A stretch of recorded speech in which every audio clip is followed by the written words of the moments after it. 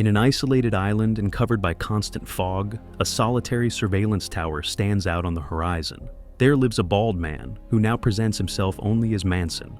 Always distant and silent, he watches from afar the supply ship that approaches slowly from the coast, bringing everything he needs to survive for another week. That boat is his only contact with the outside world, a contact that he makes a point of keeping cold and impersonal. When the ship finally attracts, the man who drives it asks his young niece Jessie to take the supplies to Manson's house. The girl carefully crosses the island, deposits the supplies in front of the door, and, as always, leaves a small gift in an attempt to create some kind of bond. She shows curiosity and a desire to meet that mysterious man who lives isolated. Manson, however, remains hidden in the shadows of the house, observing without being seen and refusing any interaction. Without getting any answer, Jessie leaves in silence. This same situation repeats itself for many months. Little by little, it becomes clear what Manson's routine is like: a repetitive, silent, lonely life spent inside a simple house in the middle of the deserted island.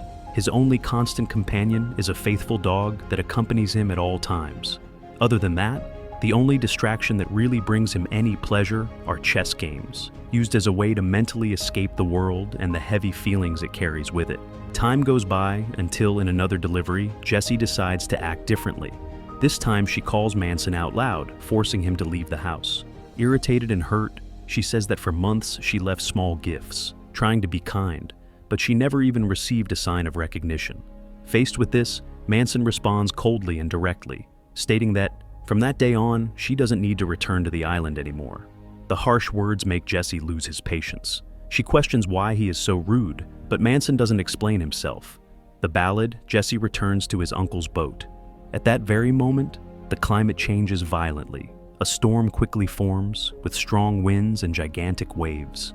The sea turns into a chaotic scenario, and the small boat is easily turned by the fury of the waters. Jessie struggles to stay on the surface, but ends up being pulled down. From the window of his house, Manson sees everything happen. Without hesitation, he runs out, between his own boat, and goes straight to the middle of the storm. Facing intense rain and dangerous waves, he dives into the sea and swims with all his strength to reach Jessie. When he gets to her, he realizes with shock that his uncle is no longer there. The current took him, and he didn't survive. Without time to process the loss, Manson manages to put Jessie on the boat and starts a desperate attempt to save her. He does it with chest compressions and mouth-to-mouth breathing, fighting against despair. After moments of extreme tension, Jessie reacts, starts coughing, expels water from his lungs, and regains consciousness. Manson immediately takes her back home, on the island. When examining her more carefully, he realizes that she suffered serious wounds, with deep cuts in the leg. After stabilizing her in the best possible way, he is forced to tell the truth. Her uncle didn't survive the storm. The news is devastating. Jessie goes into cramps, taken by the pain of the sudden loss. The next morning, Manson reevaluates the wound and realizes that the situation is more serious than he imagined. He cleans it in a bandage and treats it as he can. During this time, Jessie reveals that he has no one else in the world besides his uncle. They always took care of each other. This information doesn't surprise Manson because he knew the man well. Jessie's uncle was an old friend of his, and the two served together in the Navy, facing extreme situations and dangerous side by side. After that, Manson goes out to do his daily tasks, leaving Jessie alone at home. Feeling insecure, she explores the place and finds a knife, which she decides to keep discreetly to protect herself in case something happens.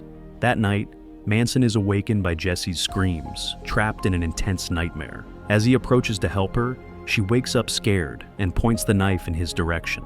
Manson remains calm, speaks with a calm voice, and manages to calm her down little by little. When the panic passes, he takes the opportunity to teach how to hold the knife correctly and give basic notions of self-defense, showing that, despite the tough posture, he genuinely cares about her safety. As the days go by, Manson begins to take care of Jessie as if he were his own daughter, ensuring food, shelter, and protection. Jessie, in turn, adapts to life on the island. She creates a strong bond with the dog and spends most of the time playing with him. Watching this simple scene, Manson feels a sense of joy that he hasn't experienced in a long time. Shortly after, Jessie realizes that the dog has no name and decides to call him Tommy, Manson doesn't object. He is also surprised to discover that the girl knows how to play chess and plays very well. This brief tranquility, however, does not last. About a week later, when he examines Jesse's leg wound again, Manson realizes that the swelling has not decreased. It is clear that improvised care is not enough. She needs the right medication. Without a choice, Manson decides to leave the island and go to the nearest city to seek help. On the continent, he enters a store with his hat down, avoiding showing his face and passing away from security cameras. Each step is calculated, revealing old habits of someone used to not being seen. Meanwhile, on the other side of the ocean, there is a tense hearing in the British government. Manafort, former director of MI6, is interrogated by parliamentarians about an ultra-secret program called EVA, a global-scale legal system for monitoring telecommunications, which provides information directly to the British intelligence, seriously violating the privacy of millions of people. Even surrounded by serious accusations, Manafort remains firm in his defense. He states without hesitation that the EVA project was responsible for preventing countless attacks and saving many innocent lives.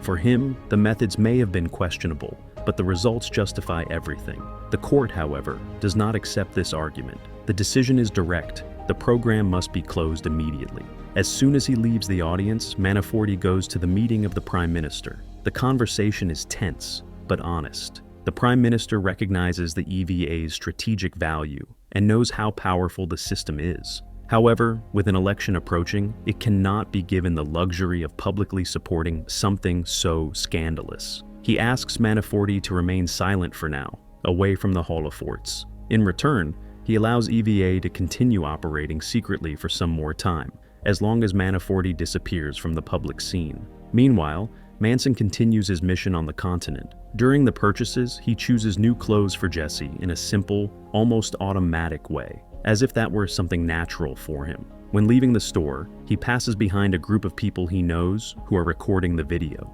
What Manson doesn't know is that those images are collected and analyzed by the MI6 system. In seconds, his face is scanned, identified, and generates an immediate alert. The information reaches Roberta directly, the new director of MI6. When she opens the file, she comes across something alarming. Manson is listed as an international terrorist linked to several violent attacks around the world. Without wasting time, Roberta orders the mobilization of a special task force. The mission, of course, is to capture him at any cost. The next morning, back on the island, Manson ends up taking care of Jesse's wound, making a careful dressing. When she sees the new clothes, her face lights up with a sincere smile, something rare after so many difficult days. At night, the two sing together in an almost familiar calm atmosphere. This feeling of tranquility doesn't last long. Manson's soldier instinct goes on alert when he hears strange sounds from the outside. When peeing through the window, he immediately notices a boat approaching the island. Several armed men disembark. Without wasting time, Manson activates traps he had prepared in advance. In a matter of seconds, several agents are neutralized. Those who survive panic and end up being knocked down one by the defense systems scattered throughout the island. During the meeting, one of the agents manages to locate Manson and shoots, hitting him. Even wounded, he doesn't retreat. He goes straight into close combat, demonstrating a frightening speed and skill. None of the attackers can face him head-on. In the midst of chaos, an agent tries to get close to Jessie. The dog Tommy perceives the danger and advances to protect her, but ends up being hit by a shot and dies in the same instant. The scene shocks Jesse, who runs desperately against the enemy, but is grabbed and dragged. On the outside, Manson continues cold and precise, eliminating the last men. Seeing Jesse in danger, he aims carefully and shoots the aggressor in the last second. Then he runs to her and says they need to get out of there immediately. Manson and Jesse embark in a hurry, leaving the island behind, which for so long was their only refuge. At the MSIX headquarters, Roberta follows the operation through the screens, completely shaken. It is clear that Manson is far from being a common terrorist. Faced with the gravity of the situation, she makes an extreme decision, summons the MSIX's most dangerous agent, known as the Archman, to lead the hunt. At sea, while the boat cuts the waves, Jesse realizes that Manson is seriously injured and losing a lot of blood. When he asks who those men were, he only answers that they are ghosts of the past who came back to take him. Without going into details, he hands over a gun to Jesse and quickly teaches how to use it if he has no other choice. He follows to a nearby house in search of medication. Manson sneaks in to look for first aid items, but ends up being seen by a boy. Shortly after, the child's father appears, pointing a gun at him. Attention is installed. At that moment, Jesse appears and points his gun back, forcing the man to retreat. With a trembling voice, she begs for help to save Manson. After a few seconds of hesitation, the man agrees to help, even suspicious. Meanwhile, at MSIX, a member of Roberta's team makes a disturbing discovery. The profile attributed to Manson by EVA does not belong to him. The identities were exchanged on purpose. Worse still, Manson's true file was erased from the system. It is clear that he is not only a dangerous man, but an ex-agent of MSIX himself. Roberta is shocked. The answer she was looking for can only come from a person. At the same time, using EVA, Manson is alive. The revelation leaves him deeply shaken. Without wasting time, he sends a direct order to Workman. When he finds Manson, he must eliminate him along with the girl who is with him. Back home, the father ends up treating Manson's injury. When he prepares to leave, Manson realizes that something is not right. The boy had called the police in secret. Manson alerts the two to hide, as armed forces are already surrounding the entire region. Roberta and her team follow everything in real time through the surveillance system. When the agents begin to approach, the father panics and tries to escape with his son. At that moment, a dry shot echoes. From a distant position, Workman shoots and knocks down the man without any hesitation. Manson acts quickly, saves the boy, and pulls Jesse to hide behind the house. With several agents still surrounding the place, Manson has no choice. He faces the enemies directly, knocking them down one by one, takes his weapons and steals a car to escape. Workman begins the chase in another vehicle, shooting non-stop. In order not to be caught, Manson throws his car at Workman, pushing him off the road, and accelerates to escape. Meanwhile, Roberta calls Manafort directly. She wants to know who Manson really is and why all his history was erased. Without a way out, Manafort understands that it's time to tell the whole truth. Years before all this, Manafort had created a secret unit called Black Hank. Manson was the first agent in the group, an elite executor, trained to carry out orders without questioning, specialized in eliminating targets considered extreme threats. For a long time, he did exactly that, with absolute efficiency. Everything changed when Manafort gave him a specific mission, to eliminate a foreign officer appointed as a risk to national security. Manson refused, did not explain the reason, just said no. For Manafort, that was an unforgivable betrayal. Convinced that Manson had been influenced by the target, he broke with the agent and began to treat him as an enemy. When telling this to Roberta, Manafort reinforces that Manson is a more dangerous agent than he has ever trained, and says that to capture him, it will be necessary to mobilize all possible resources. Roberta agrees externally, but doesn't trust him for a second. As soon as the conversation ends, she orders her team to investigate everything in depth. Then comes the truth. The supposed foreign officer that Manson refused to eliminate was actually a scientist who developed a free cancer treatment intended to benefit the whole world. Manafort had received direct pressure from large pharmaceutical corporations, which would lose billions if the research was released. The order to kill the scientist had purely financial motivation. This was Manson's real breaking point with Mystics. Through the cameras in the system, Manafort realizes that Roberta has already discovered everything and understands that she will not retreat. Meanwhile, Manson and Jesse continue to flee the road. In a moment of silence, Jesse asks if he intends to take her to find his family. Manson replies in a low tone that he has no family. For him, ties create weaknesses, and any proximity to his life would put Jesse in even more danger. They arrive at a church and meet Father Owen, an old ally of Manson, and a technology specialist at Mystics. Owen is visibly shocked to see Manson accompanied by a girl. Manson only says that Jesse was in the wrong place at the wrong time. Without wasting time, the three invade the EVA system. Owen quickly discovers the truth. Manson's identity was exposed on purpose and associated with a dangerous international profile.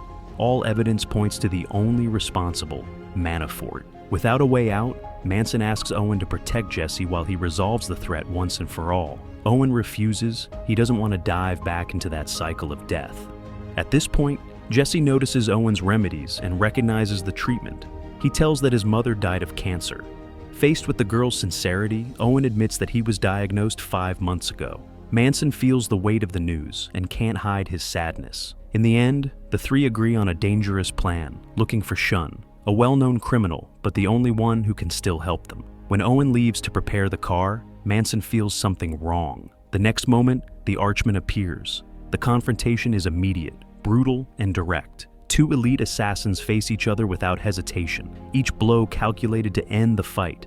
After an intense fight, Manson manages to injure the Archman and runs away with Jesse and Owen. The Archman tries to chase them, but can't reach them. During the escape, Jesse asks who that man was. Owen explains that the Archman is practically a younger version of Manson, his substitute in MISSIX, created to continue the work that Manson abandoned. After that, Manson takes Jesse to the city to find Shun. When they are alone, she asks why she can't continue with him.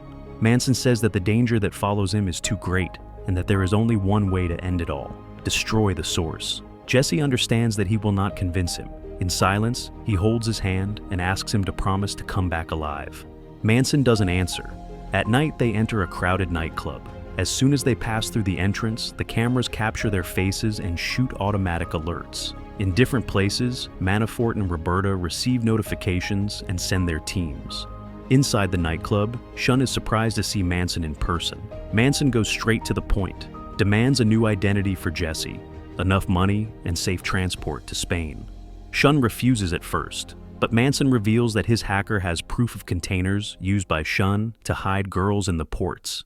If he doesn't cooperate, everything will be delivered to MISSIX. Shun's reaction changes immediately. He asks for a few minutes.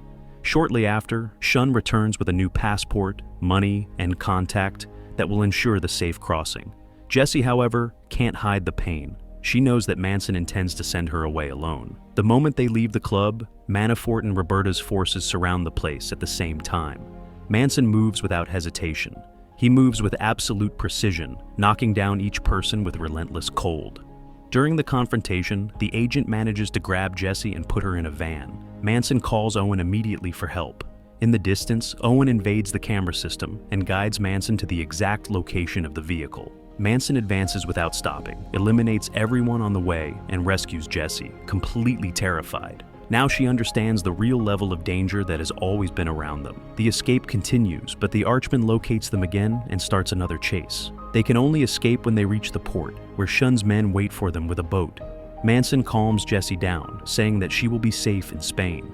Excited, she says that besides Uncle, Manson is her only family. He looks at her and promises that nothing will happen to him. At that exact moment, a shot echoes. Manson pushes Jesse into the boat, and Shun's men immediately take the girl away. Manson turns around and sees the Archman approaching. He decides to face him without firearms in a direct fight. It's the final confrontation between Agent Number 1 and Number 2 of the Black Rank. Even the oldest Manson proves his superiority. He takes a metal pipe and delivers a final blow, ending the fight once and for all. After that, Manson leaves the port in silence and disappears at night. The next day, in his private house, Manafort finds all his dead bodyguards. He immediately understands who is responsible.